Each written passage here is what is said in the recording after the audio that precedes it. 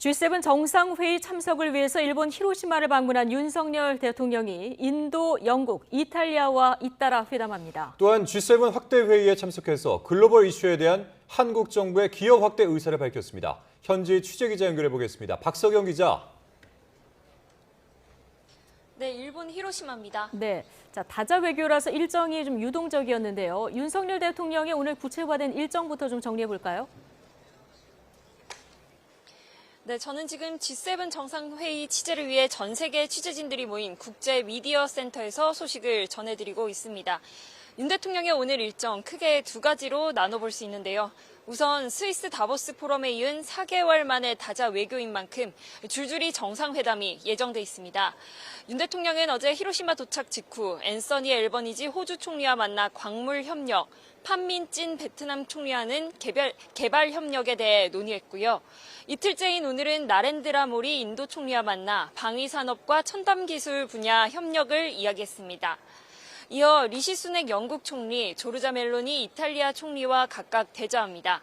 G7 정상회의에 참석하는 우크라이나 젤렌스키 대통령의 경우 단독 면담은 없지만 정상 만찬에서 조우하게 될지가 관심입니다. 윤 대통령의 G7 정상회의 데뷔전도 주목되고 있습니다. 윤 대통령은 오늘 오후 G7 의장국인 일본 초청에 따라 참가국 자격으로 G7 정상회의 확대 회의에 참석해 공개 발언을 했습니다.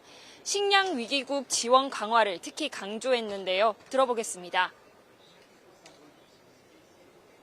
식량과 보건, 에너지, 기후변화 등 인류가 직면한 도전에 맞서서 자유와 인권, 법치라는 보편적 가치를 공유하는 국가들과 연대해 국제사회의 책임 있는 일원으로 더욱 적극적인 역할을 선도하겠다는 입장을 밝힐 예정입니다.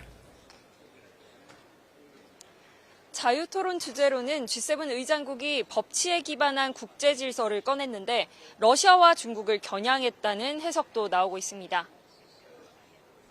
네, 윤 대통령의 2박 3일 히로시마 방문. 사실 핵심 일정은 마지막 날에 몰려 있는 거죠?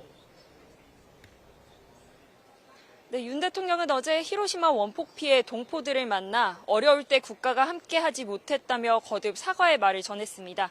그러면서 내일 기시다 총리와 함께 한국인 원폭 희생자 위령비를 공동 참배한다며 소회를 밝혔는데요. 들어보겠습니다. 저는 모레 기시다 총리와 한국인 원폭 희생자 위령비에 공동 참배할 예정입니다. 한국 대통령의 위령비 참배가 너무 늦었다고 생각이 됩니다. 이 자리를 빌어 다시 한번 여러분께 송구 말씀을 올리겠습니다. 윤 대통령이 직접 예고했듯 이번 히로시마 방일의 하이라이트 마지막 날입니다. 한일 정상은 이날 공동 참배와 함께 한일 정상회담을 열고 12년 만에 재개된 셔틀 외교 틀을 굳히게 됩니다. 이와 더불어 한미일 삼각공조를 확인하는 정상회담도 6개월 만에 열립니다. 그동안 둘씩 접촉해오던 한국, 미국, 일본 정상들이 오랜만에 한자리에 모이는 건데 스페인 마드리드와 캄보디아 프놈펜에 이어 세 번째입니다. 핵심 의제는 역시 안보로 북한 핵미사일 위협 대응 등을 논의할 거로 예상됐지만 회담 형식이 바뀔 가능성도 제기되고 있는데요.